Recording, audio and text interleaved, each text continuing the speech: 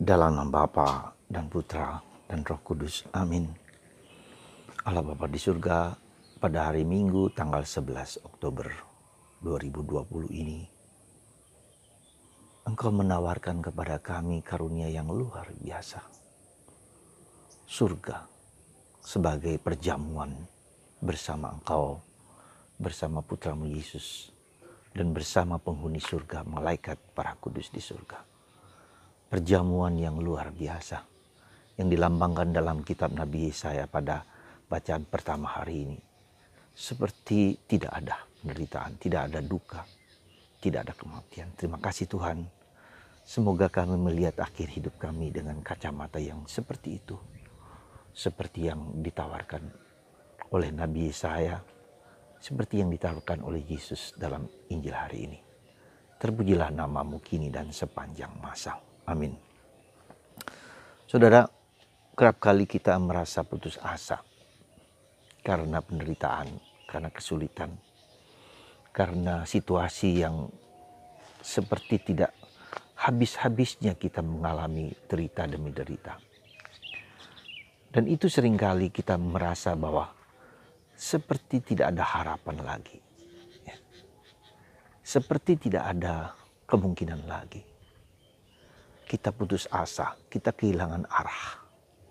Kita kehilangan motivasi karena derita kita yang tak berkesudahan itu. Saudara, hari ini Yesus mengajak kita melihat kembali arah hidup kita. Yaitu surga. Yaitu seperti surga itu seperti apa? Seperti perjamuan nikah. Tuhan mengundang manusia untuk sampai ke sana. Untuk masuk ke sana, untuk mengalami surga itu. Tetapi manusia menolaknya. Dan surga itu adalah tanpa derita, tanpa kesulitan, tidak ada perkabungan, tidak ada kesulitan, tidak ada derita apapun yang kita alami. Ya. Dan itulah surga yang ditawarkan oleh Yesus kepada kita. Dan itulah arah hidup kita. Tetapi seringkali kita tidak mampu, tidak bisa melihat, mengalaminya. Ya. Seolah-olah arah hidup kita tuh pendek, ya, dangkal, ya. Padahal sebetulnya yang mau ditawarkan Yesus adalah sesuatu yang luar biasa, ya. Dalam bacaan pertama hari ini kita mendengar bagaimana Yesus menunjukkan dalam kitab Nabi Yesaya bahwa surga itu seperti perjamuan nikah, tanpa derita, tanpa perkabungan, tanpa kematian, semua hidup bersama Tuhan. Apakah kita bisa melihat hal tersebut? Itulah yang seringkali harus menjadi kesadaran kita, menjadi renungan kita bahwa hidup itu bukan hanya selama di dunia ini. Hidup itu bukan hanya apa yang kita rasakan, kita alami sekarang dengan derita, dengan pandemi yang tak berkesudahan, yang menakutkan orang-orang di sekitar kita dan seterusnya dan seterusnya. Ya. Tuhan membuka cakrawala kehidupan kita. Ya, membuka cakrawala sekali lagi. Supaya mata batin kita dapat melihat apa yang tidak dapat kita lihat dengan mata hati, mata pikiran, mata fisik kita.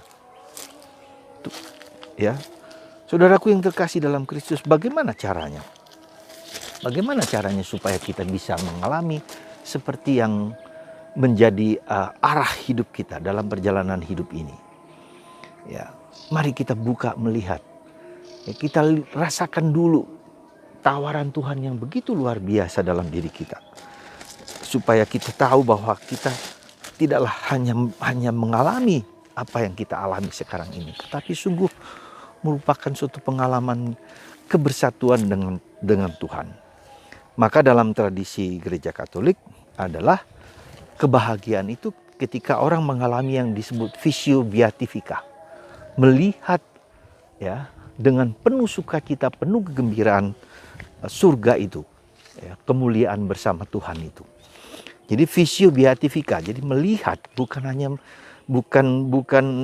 mengerti, ya, karena kita seringkali mengerti, melihat, memandang dengan penuh cinta, dengan penuh kasih tentang tentang surga tersebut.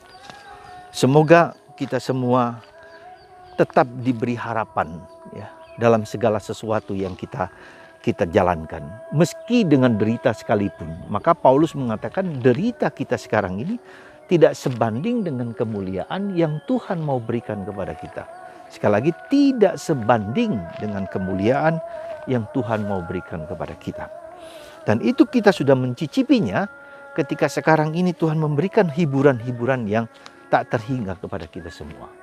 Ya, apapun juga yang kita terima ya sebagai anugerah, sebagai kekuatan dari Tuhan yang Maha Kasih kepada kita semua. Saudaraku yang terkasih, semoga Anda, kita semua tidak boleh putus asa dengan segala sesuatu yang kita hadapi, sebesar derita, sebesar apapun juga. Ya, sebesar apapun juga, karena penderitaan, kesulitan, sakit yang sebesar apapun tidak sebanding dengan kemuliaan yang Tuhan mau berikan kepada kita. Semoga Tuhan memberkati Anda, memberkati kita semua, menguatkan kita dalam perjalanan hidup kita ini, dimanapun, kapanpun, saat apapun, dan sehingga kita mengalami cinta Tuhan yang menyala-nyala dalam diri kita. Terpujilah nama Tuhan kini dan sepanjang segala abad. Saudaraku, Tuhan memberkati Anda, mengasihi Anda dengan kasih yang melimpah yang Tuhan berikan kepada Anda.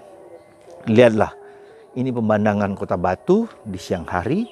Ada kolam danau yang cukup besar, cukup luas, di mana di situ ada banyak ikan mas, ikan mujair, ikan nila, ikan tombro. Ya, disitulah akan menjadi tanda di mana Yesus dulu pernah digambarkan Danau Galilea. Disitulah akan dibuat semacam tempat rekreasi bagi banyak orang. Semoga Tuhan memberkati Anda, melindungi Anda, menguatkan Anda, meneguhkan Anda untuk tetap bertahan kuat di dalam segala sesuatu yang Anda alami. Tuhan memberkati Anda semua, bagi Anda yang mendengarkan renungan ini dalam nama Bapa dan Putra dan Roh Kudus. Amin.